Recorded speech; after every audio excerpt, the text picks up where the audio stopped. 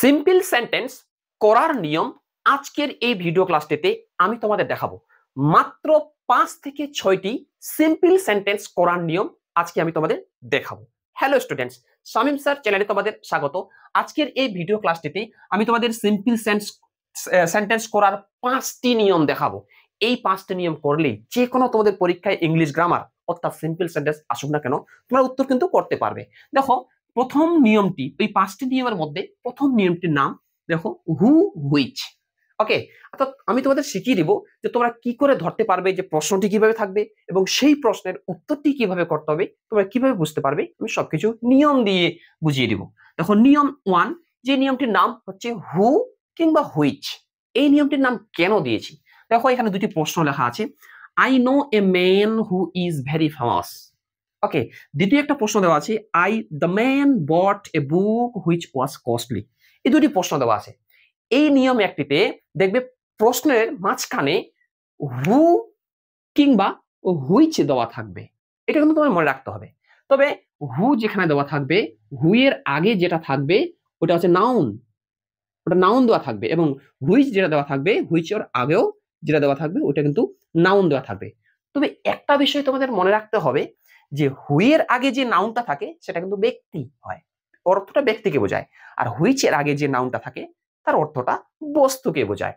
এবং এই সবার শেষে দেখবে একটা অ্যাডজেক্টিভ থাকবে, অ্যাডজেক্টিভ এটা থাকবে, যদিও ভেরিটা এখানে অ্যাডভার্ব, ঠিক আছে। অ্যাডজেক্টিভ থাকবে। এবার এই বাক্যের দেখো সবার শেষে এইটাও একটা অ্যাডজেক্টিভ, আমি লিখে দিলাম অ্যাডজেক্টিভ থাকবে। আশা করি তোমরা প্রশ্নের গঠনটা বুঝতে পারলে।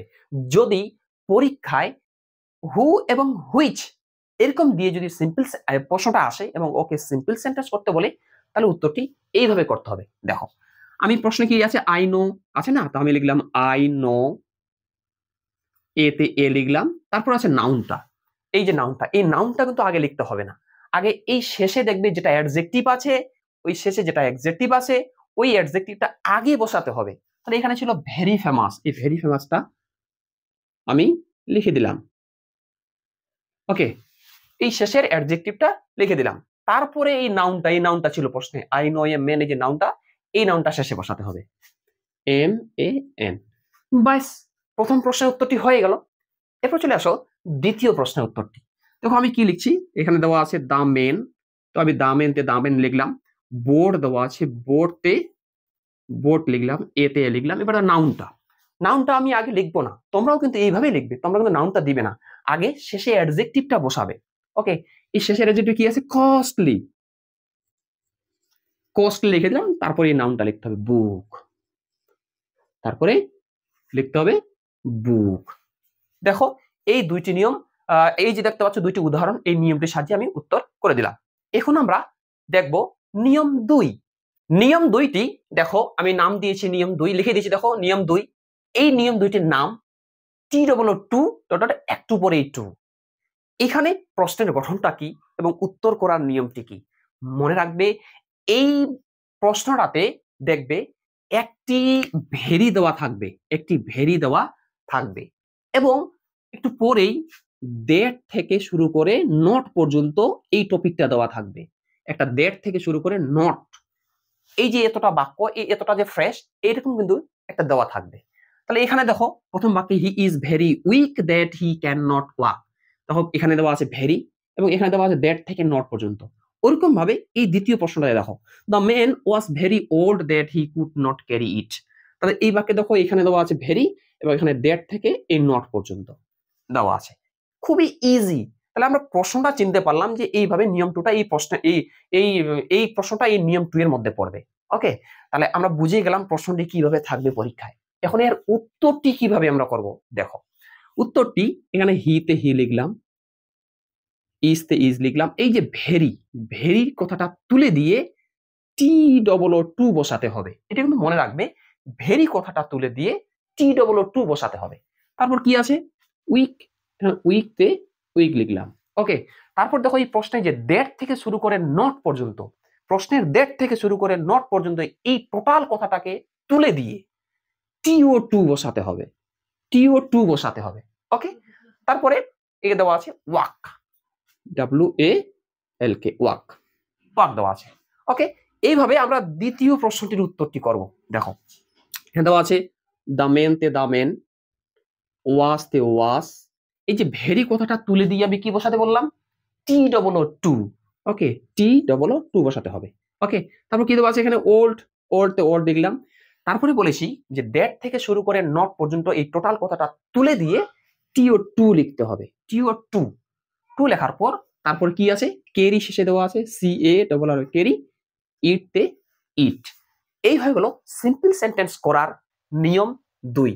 এই দুইটি নিয়ম সচরাচর বিভিন্ন টেস্ট পেপার, বিভিন্ন প্রশ্নবিচিত্রা, বিভিন্ন টার্গেট এবং তোমাদের টেস্ট বইও এই দুটি গ্রামার কিন্তু বেশিরভাগটাই কিন্তু দেওয়া আছে। ওকে, এর আগের ভিডিও ক্লাসটিতে আমি তোমাদের কম্পাউন্ড সেন্টেন্স করার 5 থেকে 6টি নিয়ম দেখিয়েছিলাম। ওই ভিডিও ক্লাসটি যদি তোমরা না দেখে থাকো, এই ভিডিওর ডেসক্রিপশন বক্সে দেখো, আমি লিংক দিয়ে রেখেছি, সেখান থেকে ওই ভিডিওটি অবশ্যই তোমরা দেখে নেবে।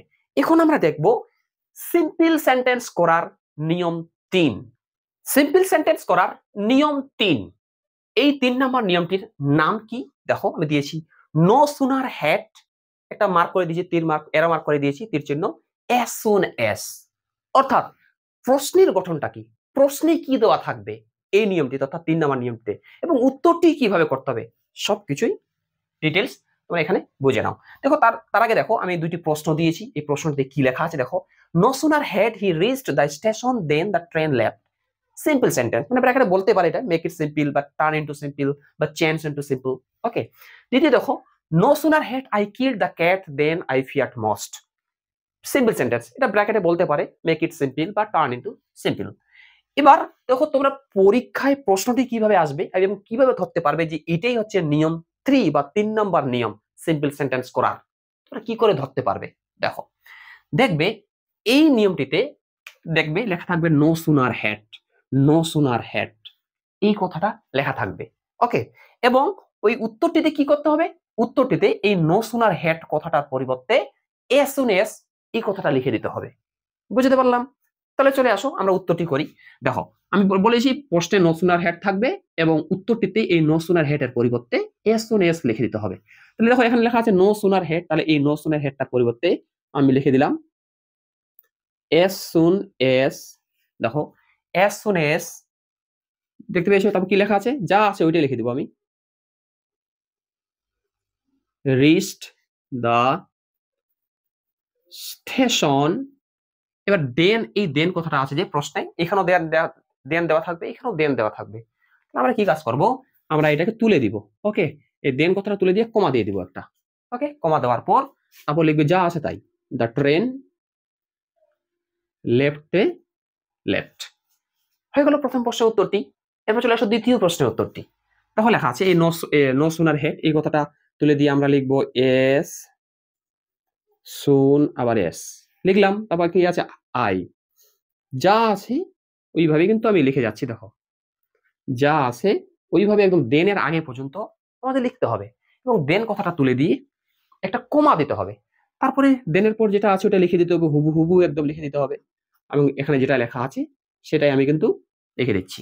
দেখো নো সুনার হেড এর পরিবর্তে এস সুন এস লিখলাম, আইতে আই লিখলাম, কিল্ড তে কিল্ড, দা কেট তে দা কেট, দেনটা তুলে দিয়ে কমা করলাম, আইতে আই লিখলাম, ফিয়াট তে ফিয়াট, মস্তে মস্ট। এই হয়ে গেল সিম্পল সেন্টেন্স করার নিয়ম 3। এখন আমরা দেখব সিম্পল সেন্টেন্স করার নিয়ম 4। সিম্পল সেন্টেন্স করার নিয়ম 4, যে নিয়মটির নাম পার্টিসিপল।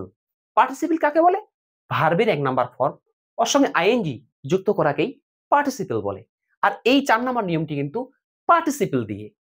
দেখো আমি দুটি উদাহরণ দিয়েছি এবং লিখে দিয়েছি I saw a snake and ran away.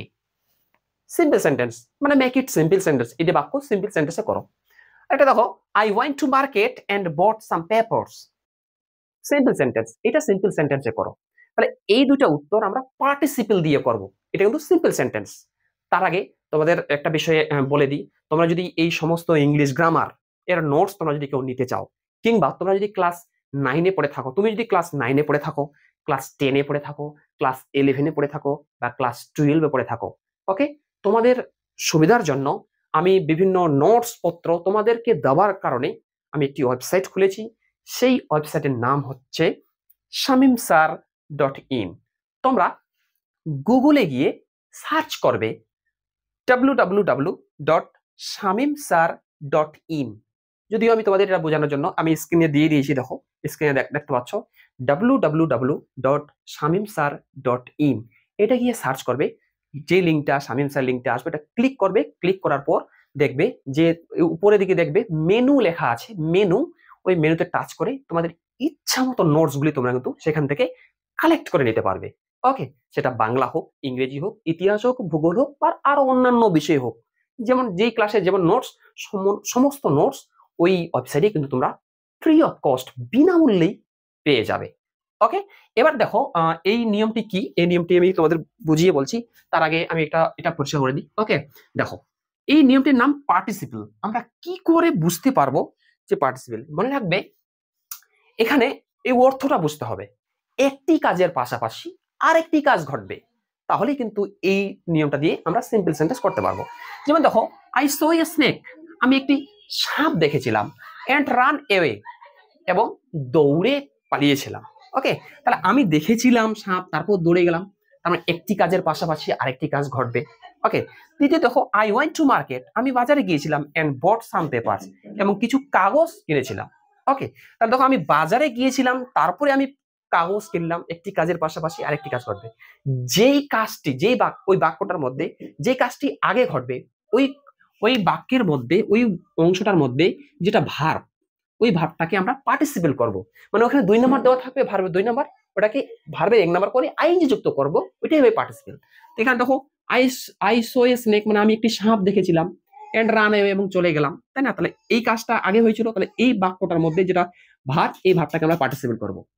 তাই সি, সো হচ্ছে 2 নাম্বার ফর্ম, এর 1 নাম্বার ফর্ম সি, তাহলে আমি পার্টিসিপেল করলে হয়ে যাবে সিইং, সিটার সঙ্গে আই যুক্ত করে দেবেন, সিইং, সাবজেক্ট কিন্তু লিখবে না, সিইং, তারপর এতে এ, স্নেকতে স্নেক লিখলাম।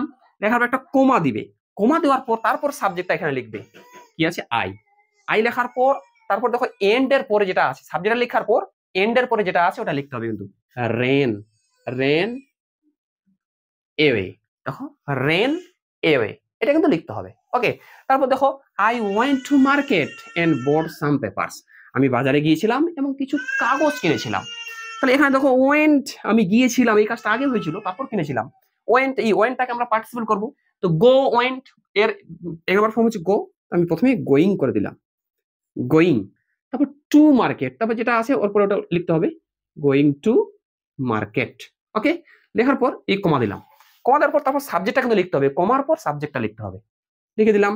লিখে সাবজেক্টটা লেখার পর এই এন্ড এর পর যতদূর অংশ লেখা থাকবে ওটা কিন্তু লিখে দিতে হবে, বিও GHT বোর্ড সাম পেপারস, পেপারস। ওকে, তোমরা যদি চ্যানেলে নতুন হয়ে থাকো, আমার চ্যানেলটি সাবস্ক্রাইব করে অবশ্যই পাশে থাকবে, এবং ভিডিওটি যদি ভালো লাগে ভিডিও একটি লাইক করবে। দেখো, সিম্পল সেন্টেন্স করার নিয়ম আমি 4টি দেখালাম। কম্পাউন্ড সেন্টেন্স কিভাবে করতে হয়, কমপ্লেক্স সেন্টেন্স কিভাবে করতে হয়, আমি কমপ্লেক্স সেন্টেন্সটা দেখিয়েছি, লিঙ্ক এই ভিডিও ডেসক্রিপশনে দেওয়া আছে, সেখান থেকে দেখে নেবে। এরপরে আমি একটা কথা বলি, নিয়ম 4টি দেখালাম, নিয়ম 5 এবং নিয়ম 6 আছে। ভিডিওটি একটু লম্বা হয়ে যাবে, তোমরা যদি ওই নিয়ম যদি দেখতে চাও তাহলে এই ভিডিওর অবশ্যই কমেন্ট লিখে জানাও যে স্যার আমি হচ্ছে এই 5 নাম্বার সিম্পল সেন্টেন্স করার নিয়ম 5 এবং নিয়ম 6 দেখতে চাই। তার আগে একটা রিকোয়েস্ট আমি তোমাদের করব যে অবশ্যই গুগলে গিয়ে shamimsir.in এটা সার্চ করো, সার্চ করে তোমাদের ইচ্ছা মতো নোটস তোমরা সেখান থেকে কালেক্ট করো। আমি আমার ছাত্রছাত্রীদের যা নোটস লেখাই সব ওই ওয়েবসাইটে আমি আপলোড করে থাকি, সেখান থেকে প্রয়োজন মতো ইচ্ছা মতো তোমাদের নোটস তোমরা নিয়ে নাও। থ্যাংকস ফর ওয়াচিং, দেখা হচ্ছে এর পরের ভিডিও ক্লাসটিতে।